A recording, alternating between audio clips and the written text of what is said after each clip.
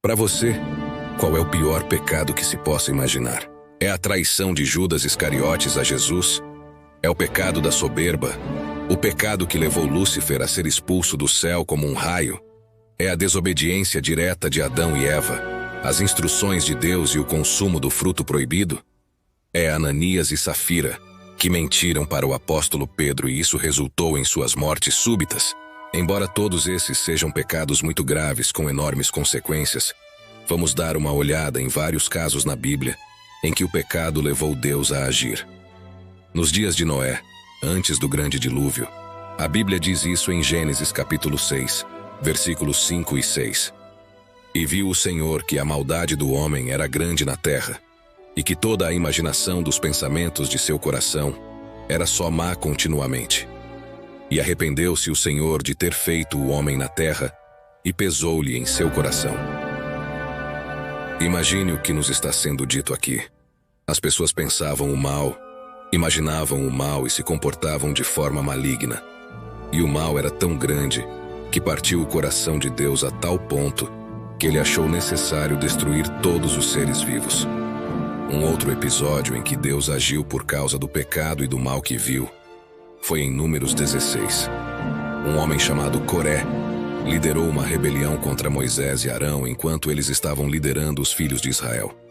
Coré conspirou contra Moisés e exigiu que todos eles fossem autorizados a servir como sacerdotes, embora não houvesse nenhuma instrução de Deus a respeito disso.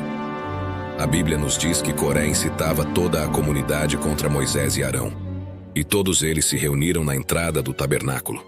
Então, a gloriosa presença do Senhor apareceu a toda a comunidade. O que Coré fez foi um grande pecado diante de Deus, porque primeiro Coré se autodenominou sacerdote. Este foi um ato de orgulho. Ele pensava que era melhor do que Moisés e Arão, os dois homens que Deus havia escolhido para liderar o povo de Israel. Em segundo lugar, o que Coré fez foi particularmente mau, porque ele desafiou e desconsiderou Moisés e Arão, dois homens que haviam sido chamados e ungidos por Deus. Ele subestimou os servos de Deus, e então, o que aconteceu? Bem, imagine esta cena. Moisés recebe uma mensagem de Deus que o julgamento virá para Coré, e assim Moisés diz ao povo para que fiquem longe de Coré e seus seguidores. Então, a Bíblia nos diz em Números capítulo 16, versículos 31 ao 33. De repente o solo se abriu debaixo deles. A terra abriu sua boca e engoliu os homens, com suas casas e famílias, e todos os seguidores que estavam com eles, e todos os seus bens. Então desceram vivos à sepultura, com tudo o que lhes pertencia. A terra se fechou sobre eles, e todos desapareceram do meio do povo de Israel. Este foi um acontecimento extraordinário, um acontecimento que mostra como Deus não tolera tal rebelião aberta contra seus servos. Essas ações orgulhosas de Coré levaram Deus a fazer o que muitos nunca teriam pensado ser possível. A terra literalmente se abriu e engoliu essas pessoas vivas. Tudo porque elas tinham pecado e maldade em seus corações. Eu gostaria de destacar o pecado imperdoável. Jesus mencionou especificamente este pecado imperdoável em Mateus capítulo 12, versículo 31, dizendo: Portanto, eu lhes digo que todo pecado e blasfêmia serão perdoados às pessoas, mas a blasfêmia contra o Espírito não será perdoada. Quando vamos ver o significado de blasfêmia no dicionário, está escrito que é a ação ou ofensa de falar sacrilegamente sobre Deus ou blasfemar contra o Espírito Santo. Jesus deixa claro que a blasfêmia imperdoável a que ele se refere não é apenas dizer algo maldoso sobre Deus. Não é simplesmente zombar ou falar desrespeitosamente do Filho, embora isso seja definitivamente ainda um pecado do qual alguém pode se arrepender completamente, e Deus perdoará o pecador. A blasfêmia contra o Espírito não é simplesmente um mau pensamento ou palavra, é a rejeição ativa do Espírito Santo, sua mensagem e sua obra. Isso inclui atribuir o trabalho do Espírito Santo. Toda a humanidade herdou o pecado original de Adão e Eva, não há dúvida sobre isso. No entanto, um cristão que tem o Espírito Santo habitando nele se sente convicto do pecado e se arrepende.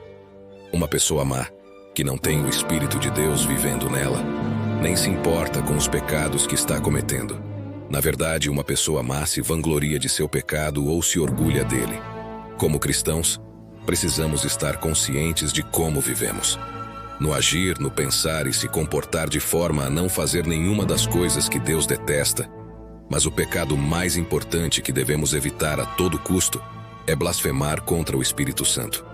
Este pecado não será perdoado nem nesta era e nem na vindoura. O Senhor diz que este pecado em particular nos custará nossa vida eterna. Em Mateus capítulo 7, versículos 21 ao 23 diz: Nem todo aquele que me diz, Senhor, Senhor, entrará no reino dos céus, mas apenas aquele que faz a vontade do meu Pai que está nos céus. Muitos me dirão naquele dia: Senhor, Senhor, não profetizamos nós em teu nome, e em teu nome não expulsamos demônios, e em teu nome não fizemos muitas maravilhas? Então lhes direi abertamente: Nunca vos conheci.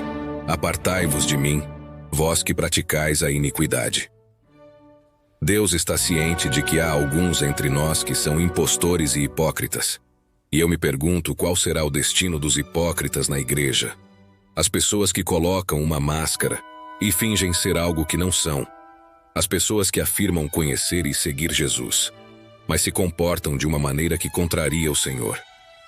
A Bíblia diz em Mateus capítulo 6 e versículo 1: Cuidado para não praticarem as suas boas obras diante dos outros a fim de serem vistos por eles. Caso contrário, vocês não terão nenhuma recompensa de seu Pai que está nos céus. E em Mateus capítulo 6 e versículo 5: E quando orarem, não sejam como os hipócritas, pois eles gostam de orar em pé nas sinagogas e nas esquinas das ruas, para serem vistos pelos outros. Em verdade vos digo que eles já receberam a sua recompensa.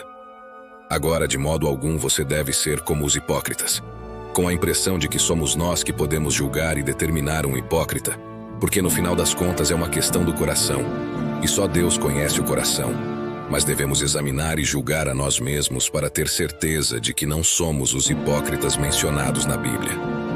Então, a mensagem aqui é: verifique o seu coração. Em nosso mundo hoje, não só há mal em cada esquina, não só há tentação por toda parte, mas este mundo nos proporciona muitas distrações. Há muitas coisas que disputam nossa atenção diariamente, e para ser honesto, podemos facilmente e às vezes inconscientemente perder o foco no que realmente importa na vida. Portanto, convido você a tomar um momento e pensar se você está realmente vivendo para Jesus Cristo ou se está contente em viver a vida simplesmente colocando Jesus Cristo ao lado de tudo e de todos. É importante lembrar que a hipocrisia é um pecado grave e que Deus julgará os hipócritas. Mas também é importante lembrar que Deus é um Deus de misericórdia e que Ele está sempre disposto a perdoar aqueles que se arrependem de seus pecados e se voltam para Ele. Portanto, eu afirmo a vocês, povo de Deus, a confiar em Deus. Confie na palavra do Senhor. Acredite que Deus quebrará todos os planos do inimigo. Confie que o Senhor terá a palavra final em todos os assuntos que o concernem. Os conflitos que você enfrenta, as batalhas que você enfrenta, o Senhor tem a palavra final sobre tudo isso. Então eu estou convidando você a fazer hoje. Hoje ore pela vitória em todas as áreas da sua vida. Declare as promessas de Deus em todas as áreas da sua vida. Acredite que há poder no nome de Jesus Cristo. Há poder na palavra de Deus. E através do seu Espírito, quando oramos, podemos ter certeza de que o Senhor está sempre perto daqueles que o buscam e invocam. Confie em suas promessas e você terá a vitória.